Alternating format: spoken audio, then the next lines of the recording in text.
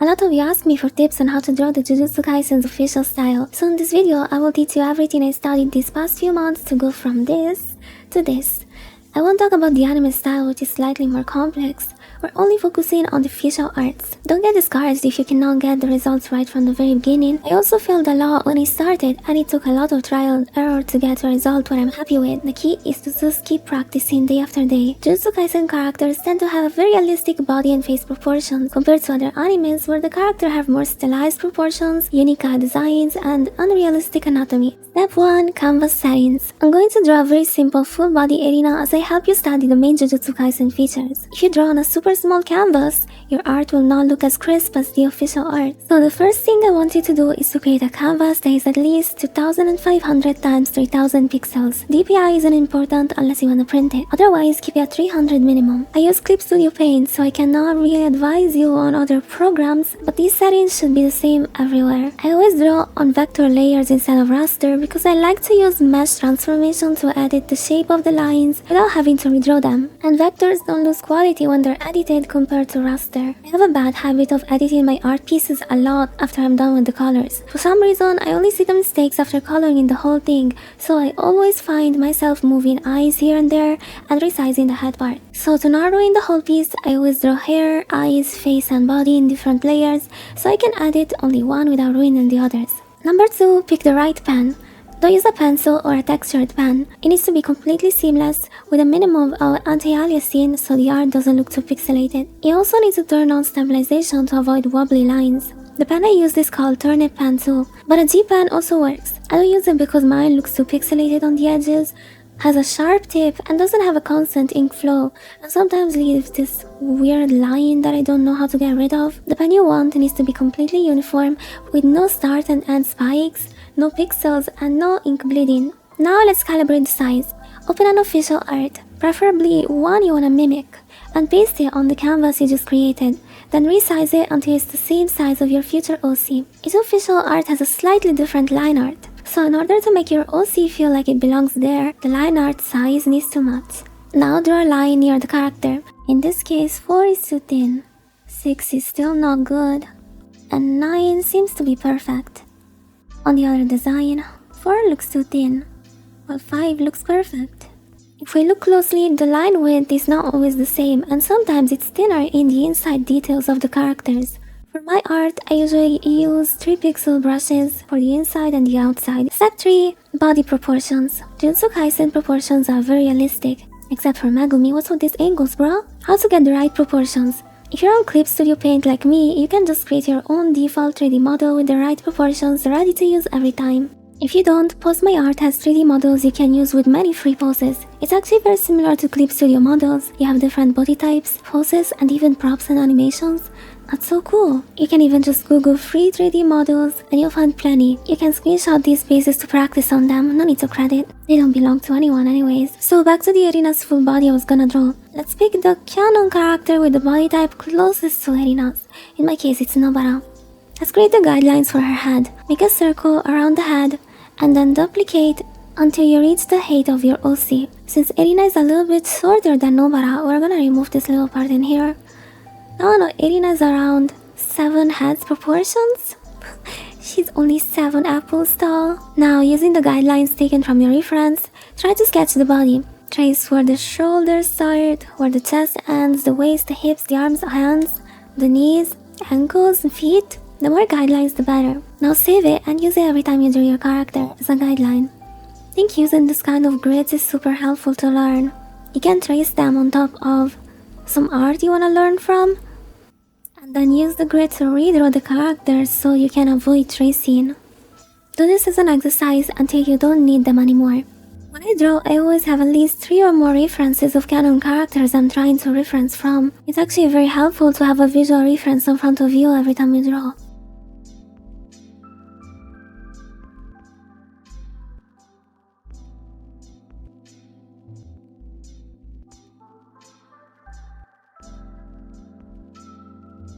Step 4. Face. The face is the most important part that will give the whole Jujutsu Kaisen vibe to your character. The key to look canon is to have a face that looks like a canon character. Start with studying the eyes.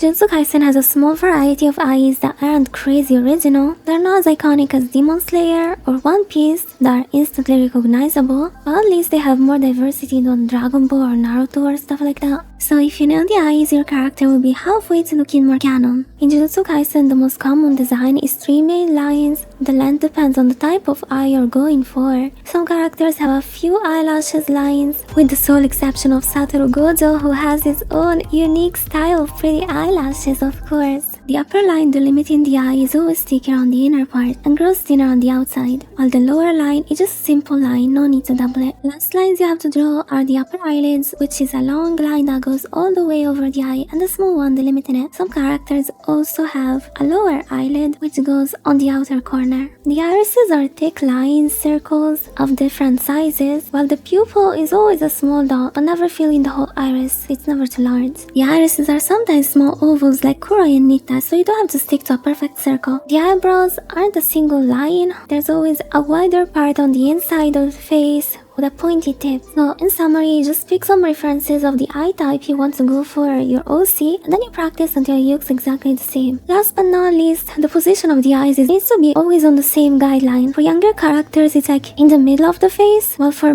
adult characters, it's a little bit higher. I also noticed that the eyes are usually distanced by around one eye in the middle, so they're not too close or not too far. You can use this trick to get the eyes distance correctly. Number 5, head and jawline. The head shape for adults is usually more rectangular than the younger designs, which have a more roundish head. To get the right shape of the head for Irina, I added a triangle under the circle I drew earlier, and then I stretched it to give her more adult features.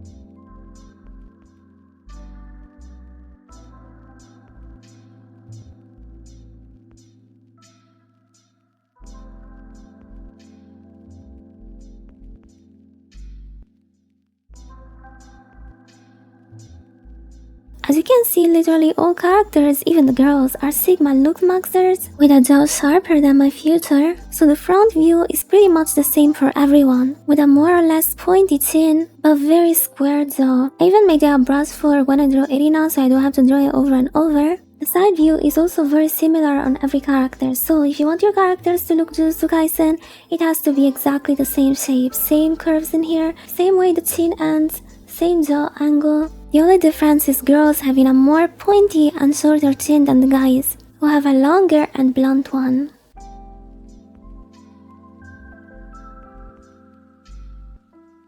Sometimes when I feel like the face I'm drawing is not very Jujutsu Kaisen, most of the time it's because I draw the cheekbone too high or too low instead of halfway between eyes and chin. Too high or too low can make the whole difference.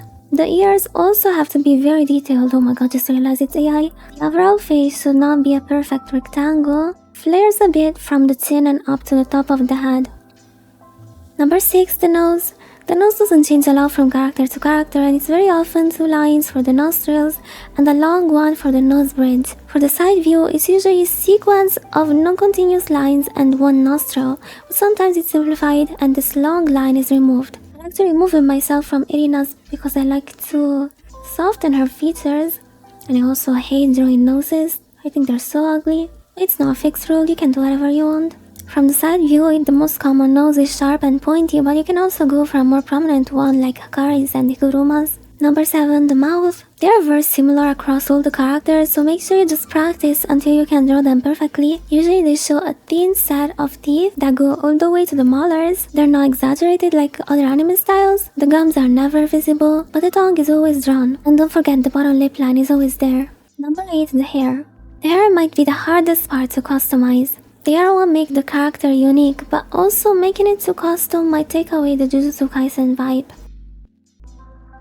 The easiest hairstyle to replicate is doing famous Jujutsu Kaisen Babka. Just go for it if you don't know how to draw. Mappa draws hair with lots of spikes. sharp ends, some hair strands drawn on the head, compared to other hairstyles made on one big block and barely any hair strands. Alright, how do we study the hairstyle? Let's divide the hair in categories. By using a color scheme, you remember the elements, so that we don't end up drawing something too complex or something too simple.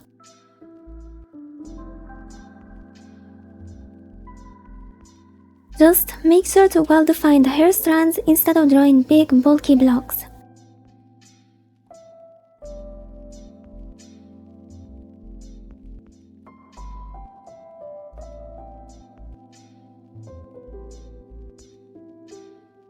Let me show you an example. This is how I used to draw Erina's bangs. The strands here are too thick, compared to, for example, Maki's or Utahime's bangs. So to look more canon, they should be thinner, individual long strands. Number 9. Clothes and accessories. Forms and everyday clothes are very simple, nothing excessive, nothing complex, no textured fabrics, no hair accessories, nothing fantasy, barely any jewel, very common hairstyles compared to other animes. It doesn't mean you can't experiment and have fun, but if you overdo it, it might end up being too unfitting for the Jujutsu Kaisen world. Giving your OC a uniform that looks like a canon one is the easiest way to look like Jujutsu Kaisen accurate, because people seeing it will automatically connect it to an existing character. Number 10. Bodies. As shown in the beginning of the video, the body is proportionate and real-life accurate. For girls, the waist is never too thin, like some animes where they have to get rid of a few ribs to have that kind of a build, but hips and chests have a big range, so you have total freedom in that field. Same for the boys, but with less variety. It's pretty much just big and bulky, medium or skinny, not that much of a choice, but it would be nice if some OCs have more variety, so just have fun with it. The neck usually has a line tracing the mastoid muscle, especially for men, sometimes also women, but I like to remove an area for purely aesthetic reasons. I can't really give more tips on bodies other than just study anatomy. You need to know where this muscle go, how to draw this curve, how to draw this one, and so on. 3D models are never anatomically correct.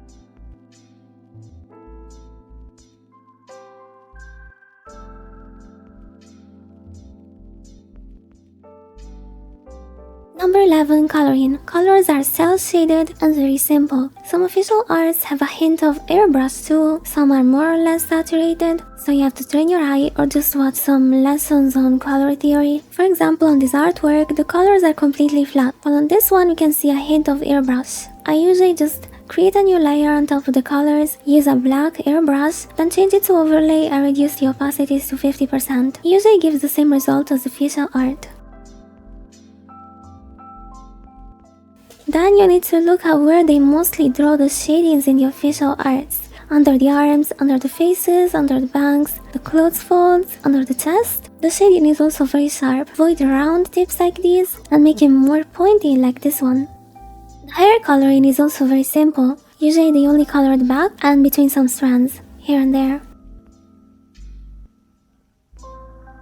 Their eyes also have one single way to be colored, a very dark color on the top half and a brighter color on the bottom, plus one white shine on the right, and occasionally one small dot of shine on side. There's also always a gray shading under the upper eyelid and here. Some characters have a very small iris, so the color might be too hard to be seen, but it's still there. Oh, I almost forgot the highlight on the hair. It's always single lines that follow the length of the hair around the head. And finally the face, they always color it the same way. Shading under the bangs, above the eyelid, always this shape, and under the lower lip. As usual, I wasn't happy with the proportions, so gladly it was vectors, so here I'm resizing the eyes, making them a little bit bigger. Alright, to finish this video, my mistakes. Jujutsu Kaisen has a lot of sharp edges, the lines are confident, sharp, and never overlap. From my many attempts to obtain official art style vibes, learned the mistakes I was doing that made me fail the first attempts, mainly because of the influence of my personal style. The eyes were too big and wide, the nose was not accurate at all, the face was too round, cheekbones are not sharp, the jaw is not sharp, the edges are too soft, and the face is too big compared to the rest of the body. The shape I was supposed to go for was stretched. As you can see on the new art I've redrawn, the eyes are smaller and slightly higher, the nose is just like the ones we talked about earlier, and the jaw is sharper. My line art was too thick, and the clothes lack the depth of the bumps and folds that make them look realistic. So please don't be like me and go watch some videos about how to make clothes look realistic. Another mistake is that sometimes I would go through a line twice, making it look uneven and thick. It might be good for some other styles to give them some depth and shade, but not Mappa style. Here is another example from one of my very first attempts. The first thing that you should notice is the difference in proportions. Bigger head, wider hips, and thinner waist. The overall face is too round. The jawline isn't defined, there aren't nostrils, and the eyes are too low. There aren't enough spikes in the bangs, and the clothes are too flat, they're too tight, and missing a lot of folds. It's more stylized and cartoonish, lacks the realism that Mappa conveys. Later, after a lot of practice, I tried to redraw them, fix the anatomy, the wrinkles on the shirt, the head size, and the eyes position. And as you can see, there's a huge difference. There's still room for improvement towards the Mappa style, and I also think each of them are pretty on their own. And I kept drawing not because I wanted to become as canon looking as possible, but because I found the type of content that I love creating. But before starting this journey, I often lacked motivation, inspiration, and objective. Now by drawing often, I became faster, I improved my line art and coloring. I also became better at animations, so it's a win-win for everyone. Yes, for you too, because you're watching this, and I know you're motivated to become better. Alright guys, does she look like a Jujutsu Kaisen now? Or an acrylic cute body? Hope this helped, and if you want me to make more detailed tutorials, let me know in the comments. See ya!